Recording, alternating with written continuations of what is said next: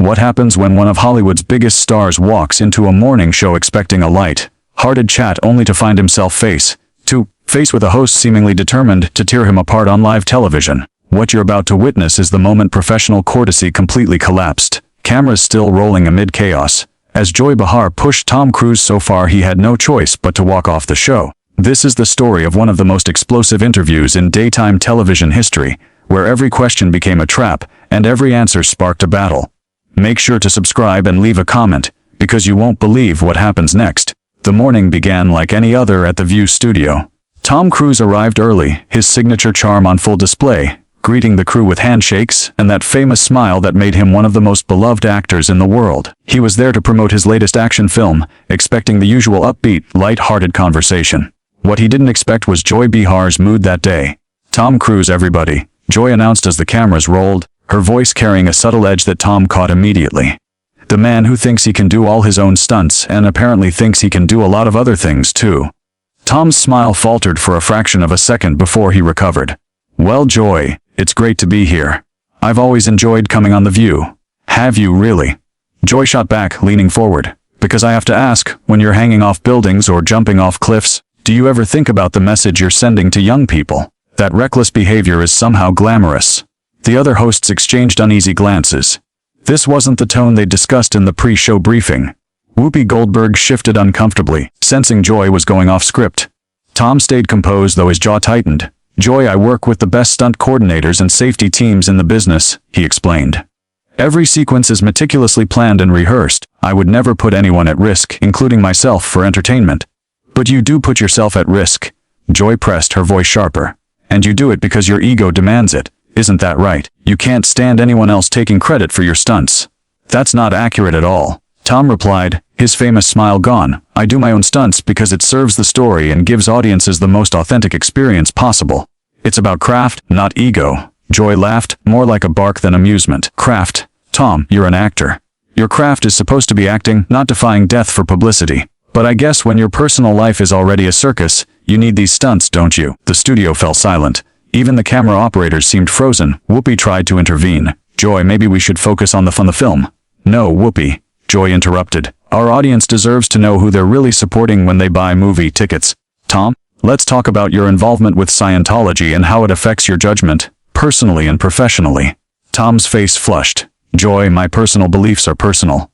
I'm here to talk about my movie, not be ambushed about my faith." "Ambushed?" Joy's voice rose. "Tom, you've made your beliefs public. You've criticized psychiatry. You've made controversial statements about medication. You've recruited other celebrities into your organization. How is asking about the impact of those actions an ambush?" "This isn't journalism, Joy," Tom said steadily, though anger was rising. "This is a hit job disguised as an interview. You invited me here under false pretenses." Joy slammed her hand on the desk. "False pretenses? I invited you here to have an honest conversation, something you seem incapable of having. Every answer you give is a rehearsed soundbite. Every question you ask is meant to tear down mine. You're not interested in my work or my film." Tom shot back. "You're interested in controversy for ratings." Tension crackled through the studio. Sarah Haynes looked like she wanted to vanish into her chair. Sunny host frantically scribbled notes, trying to salvage the segment. But Joy wasn't done. "You know what, Tom, you're right. I am interested in controversy, because the public has a right to know when celebrities use their platform to spread dangerous ideas. When you tell people psychiatry is pseudoscience, when you discourage them from seeking mental health treatment, that's not personal belief anymore. It's potentially harmful misinformation." Tom stood, microphone still attached. "I have never told anyone not to seek help if they need it. You're twisting my words to fit your narrative." "Sit down," Joy commanded. "We're not done here?" "Actually, we are," Tom said, reaching for his mic pack. "This isn't an interview anymore. It's an attack, and I won't sit here for it." Joy's eyes flashed with triumph. "Running away when questions get tough, that's very telling, Tom." Tom paused, hand on his microphone, weighing his next move. Then, with narrowed eyes, he made his decision. "You know what, Joy? You're right. Let's finish this conversation." He sat down again, not in the usual relaxed talk show pose but perched on the edge of his chair, leaning forward, matching Joy's intensity. "You want to talk about dangerous ideas?" he said. "Let's talk about the dangerous idea that ambush journalism passes for legitimate interviewing these days." Joy's smile turned icy. "Oh, so now I'm the problem. Not the man who jumps on couches and criticizes depression medication. I never told anyone their medication was wrong." Tom shot back, voice rising. I expressed concerns about society's overmedication, a legitimate concern shared by many medical professionals. Many medical professionals in your church, you mean? Joy snapped. Whoopi tried again. Ladies and gentlemen, we're going to take a quick commercial break. No. Joy said firmly, eyes never leaving Tom. This is live TV, and our audience deserves to see this through to the end. The director gestured frantically from the control room. Joy ignored him completely. She had gone rogue and everyone knew it. You want to finish this, Joy? Fine, Tom said, voice now fully matching her intensity. Let's talk about your dangerous ideas, Tom said, stepping closer. Let's talk about how you use this platform to spread political propaganda disguised as entertainment. Let's talk about how you attack anyone who doesn't conform to your narrow worldview. Joy's face flushed red. Political propaganda, Tom. I express my opinions. That's what this show is about. But you hide behind this fake movie star persona while promoting a cult that has destroyed families. Tom fired back. Cult? Tom's voice dropped to a deadly calm. Did you just call my religion a cult on national television? If the shoe fits, Joy said with a provocative shrug. The other hosts were frozen, watching the spectacle unfold in real time. Sarah Haynes covered her mouth. Sunny Ho stared at Joy like she'd never seen her before. Tom stood again but didn't leave. He circled the table until he stood directly in front of Joy. You want to attack my beliefs? Fine, but don't hide behind the pretense of journalism while doing it. What you're doing isn't brave, it's cowardly. Joy didn't flinch. Chin raised defiantly. She replied, cowardly. I'm the only one in this room with the guts to ask the questions that need to be asked. Everyone else is either starstruck or too scared of your lawyers to hold you accountable. Accountable for what? Tom demanded. Being successful, having different beliefs, not conforming to your idea of what a celebrity should be. Accountable for using your influence irresponsibly, Joy shot back. Accountable for promoting pseudoscience, she continued. Accountable for being part of an organization that harasses critics and former members. Tom's hands shook, anger, adrenaline, or both. You talk about harassment? What do you call this? Inviting someone on your show under the guise of promoting their work only to launch a personal attack.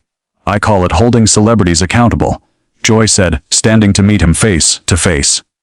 Something that doesn't happen nearly enough in this town. They were less than 3 feet apart, breathing heavily. The tension in the studio was electric, thick enough to ignite. You want to hold me accountable? Tom said, low and dangerous. Let's talk about accountability. Let's talk about how you've built a career tearing people down. Let's talk about how you hide your own insecurities behind this mask of righteous indignation. Joy's eyes blazed. My insecurities? I'm not the one who needs to hang off buildings to feel important. I'm not the one who needs an entire organization to validate my existence. And I'm not the one who needs to destroy others on television to feel relevant. The control room was chaos. Producers screamed into headsets, trying to salvage the segment. The show should have ended minutes ago, but neither Joy nor Tom seemed aware they were still live. Whoopi finally stood, voice booming. That's enough. Both of you, sit down, now. No. Whoopi, Joy snapped, refusing to break eye contact. This is exactly what the show needs. Real conversation instead of softball questions and fake smiles. Real conversation? Tom laughed, hollow and tense. Joy, this isn't conversation. This is a public execution, and you're enjoying every second. You're damn right I am, Joy said, no longer hiding her hostility.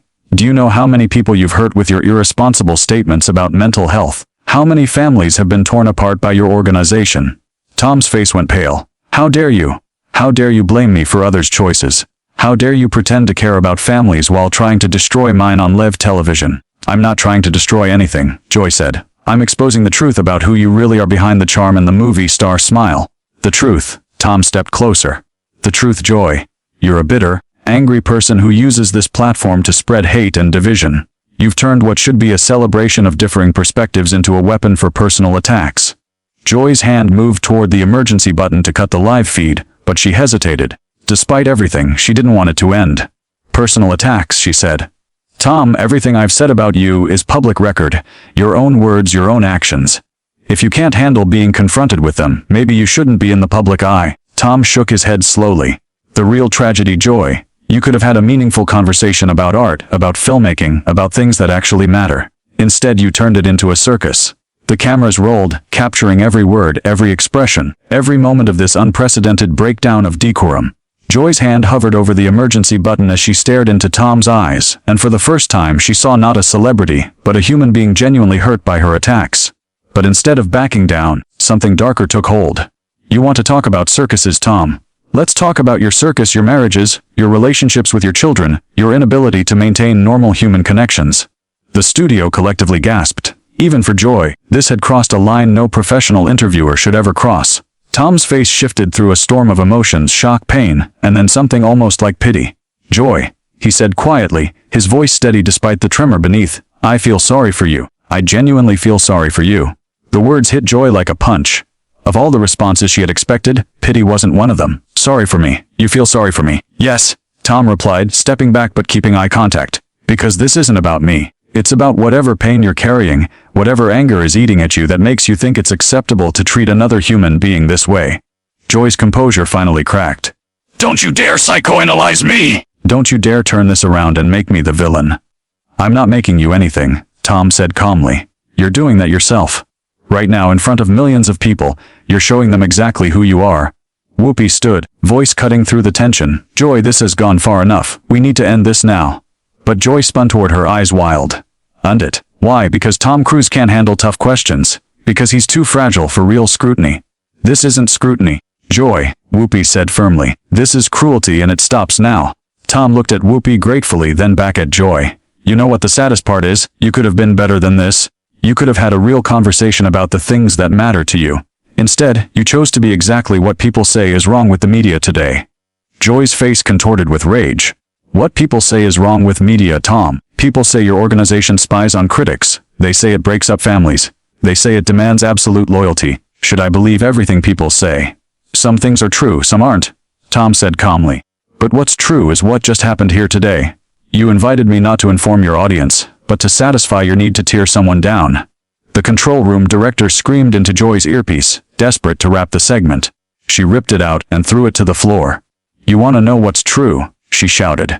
"What's true is that celebrities like you think you can come on shows like this and control the narrative. That you expect softball questions about your movies while ignoring the elephant in the room." Tom shook his head sadly. "The elephant in the room, Joy, is your complete lack of professionalism. The elephant is that you've turned this show into your personal therapy session, working out your issues at my expense." That was the final straw. Joy slammed both hands on the desk, coffee spilling across her notes. "That's it. That's enough. This interview is over. This show is over." She reached for the emergency button, but Tom's calm voice stopped her. "No, Joy. Don't stop the show. Let people see this. Let them see what happens when someone abandons basic human decency for ratings." Her hand froze inches from the button. "You want them to see this. You want them to see you getting destroyed live." Tom's smile returned, but it wasn't the charming movie star smile. It was quieter now, sad, wise. "I want them to see the truth. I came here in good faith to talk about my work, and you turned it into an attack. I want them to see who really got destroyed today."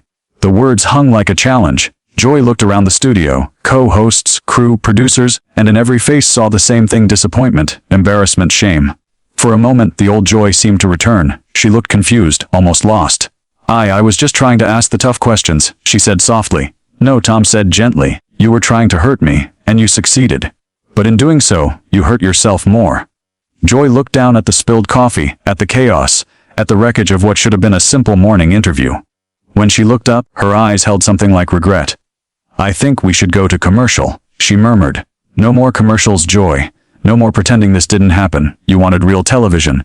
This is as real as it gets." Her hand moved toward the emergency button again, trembling with the weight of what she had done, crossing every line of professional decorum, exposing something ugly about herself that could never be taken back. "Joy," Whoopi said softly, "just push the button." Joy looked at her longtime friend, then at Tom, standing there with the dignity she had tried so hard to strip away. She glanced at the cameras, still rolling, capturing every moment of her public humiliation. With a trembling hand, she pressed the button. The red lights went dark. Silence filled the studio, broken only by Joy's heavy breathing. Tom carefully removed his microphone and placed it on the table. "Thank you for having me," he said, calm and professional. "It's been educational." As he walked toward the exit, Joy called after him. He stopped, waiting. But she had nothing left to say. All her words, anger and righteousness, were spent. What remained was the echo of her own cruelty and the knowledge that she had destroyed something that could never be rebuilt. Tom nodded once and walked out, leaving Joy Behar alone at her desk, surrounded by the wreckage of the most explosive interview in television history. The interview no one would forget. The moment that showed what happens when personal vendetta replaces professional journalism. And when the person asking the questions reveals more about themselves than the person answering them.